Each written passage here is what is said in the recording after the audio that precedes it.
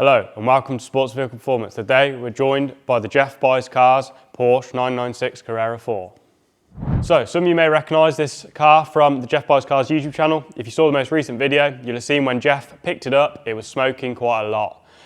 So we've been given the task obviously to find why it's smoking and get to the bottom of it. While we're there, we're going to check over the rest of the car and see what sort of condition it's in.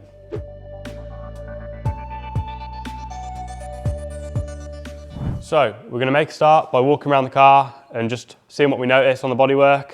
First thing here, there's a dent in the boot, the engine cover. Quite often this can actually be caused, this is convertible. People taking on the task of trying to take this off on their own. That could potentially be what's caused that. The other thing here, the tail light's broken, just in the corner. That again is actually quite often the gas struts. When they pop off because they fail, they actually fall off and hit the tail light. So the gas struts are actually very weak on this car and it won't stay up on its own. So that could be potentially what's caused that. Overall though, it does look quite a tidy car. On the outside, there's no real big, noticeable imperfections in the paint. Some tiny bits are like surface bubbling under the arches, but nothing bad at all. That could easily be rectified if you wanted to. I would say the front bumper's been painted at some point in its life. You can just see a slight difference on the finish. A bit more orange peel in this, but again, what do you expect? The car's from 1999, so it's going to have happened at some point. So yeah, we'll now send it up, take a look around wheels, tyres and brakes and see what we find there. So onto the wheels and tyres and the brakes. The tyres, they're all from I think 2023, so they're all quite recent. The bad thing is though, they're all budget tyres, so it's never a good sign on a car like this when you've got budget tyres, because if they're scrimping out on the tyres, what else are they going to be cutting corners on? As for the brakes, they are quite lipped, the discs, but again, they're not bad, they're not corroded. The car's done 159,000 miles I think from memory, so it's a good sign it's being used. The pads are all okay as well. So yeah, we'll now move on, take a look underneath, start looking at suspension components and things like that. So we're underneath the car, we've just finished carrying out a bit of an inspection on the car, finding out anything that's wrong and all that. So first up, we've noticed, again going back to the bodywork, the front bumper, you can tell has been painted at some point in its life. There's overspray on things like this temperature sensor. It's not fitting properly there, and the same over here. It's got overspray over this duct here, and there's also the crack in the centre below the number plate. So whether it's had a slight impact to the offside front and then just split the bumper and then obviously need a painting, or just could be to wear and tear, but something to note. And as we say, it's the car's from 1999, so it's not too surprising really, and probably nothing really to worry about. The rear bumper's also been repainted as well for the same reasons, you can tell, bits of overspray and stuff. Moving on to the mechanicals that we found. So over here we've got this near side front CV boot. So this is a Carrera 4, so obviously has a pair of front shafts.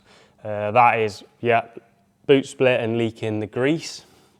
Front bump stops, they're up there, so they are completely snapped in half on the front and the rears are beginning to perish. We've got general corrosion just to brake lines. Again, the age of the car is fairly normal, but in due course they will need some attention. You can see they're just starting to rust through a bit. Pretty much the same with anything rubber on the car. Again, just starting to crack due to age, and again will need attention. Especially like these coffin arm bushes here, you can see they're all split and not in great shape. The AC radiator on the front of the car, just behind the bumper, is like the bottom of it's basically falling off due to corrosion. So the aircon won't be working. We're yet to check all the inside functions.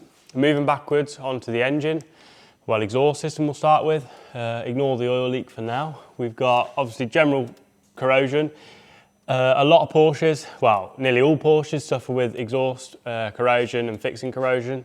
So these clamps here are completely split open. You can see they've been blowing through you can see there out the joins, and same here, it's all wet. And even on the manifolds as well, there's like fixings missing out the front of them under here. And then moving on to the engine itself, we've got a lot of oil leaks. So this could actually be the reason for the smoke. Not saying definitely, but it could be. So starting off, you've got like your rear main IMS area completely leaking out. Your tensioner here for your chain, that's also wet. And up there, so your cam covers and the plug tube area, that again is also wet, and even along with the sump. So the chances are, if with that much oil, it's not going to be leaking from one area, it's going to be coming from multiple sources. So yeah, that'll need rectifying. Next up, we're going to take the heat shields off, have a look at the coil packs, check for cracking, because that's also very common on pretty much all Porsches, especially with age, and take the plugs out.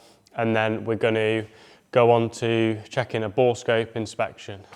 So we're inside the car, slight change of plan. We've plugged in the Piwis. So this is basically the Porsche scanner.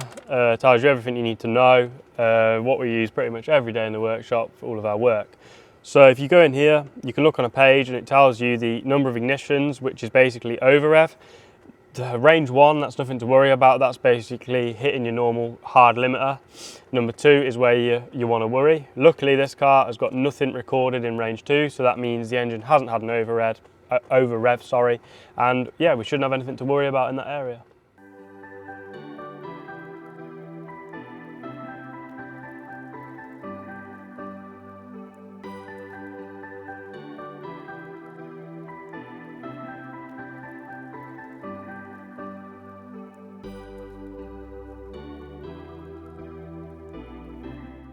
So just quick update, we've taken the cover off, well, wheels off first and then the cover off for the coils.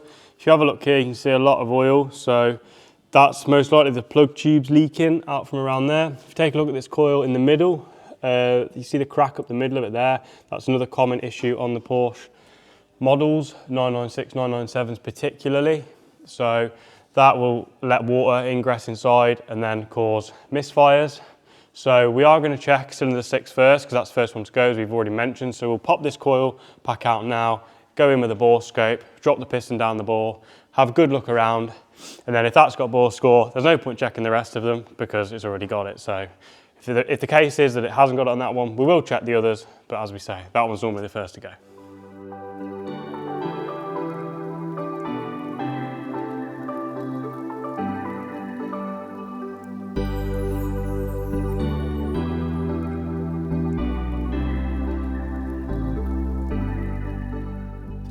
So we've just finished doing the boroscope inspection. The good news is there's no bore score inside this engine, so it goes to show the high mileage cars can be okay.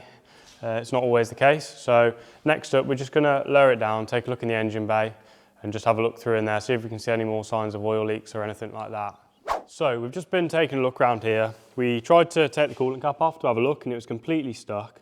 So what we did is we've taken a line off, we've put it back on now, but we took it off to release the bottle pressure. We've then taken the cap off. If you have a look in here, this is a bit of bad news, unfortunately. So that is basically full of oil. So the oil's completely mixed with the coolant. I'll just put my finger in, look, just look at that. That is just, yeah, that's meant to be coolant, and that is pure oil. So yeah, the cause of that is more than likely a cracked head. So obviously that's rather unfortunate, but it's going to be one costly thing to put right, shall we say. So yeah, not ideal, but at least we've kind of got to the bottom of what was causing the issues with this car. So a bit of an unfortunate end to this video. We thought we were on for some good luck really with the fact the bores were okay, but on a bit of a further inspection we found obviously oil in the coolant. So it's the same case really, full engine rebuild required from a cracked head. Yeah, obviously not good. We'll report back to Geoff and then he can report back to the owner. And yeah, we'll come up with a plan, see what they want to do and go from there. So yeah, thanks very much for watching. Hope you enjoy this video. We'll see you soon. Don't forget to like, subscribe and comment, and goodbye.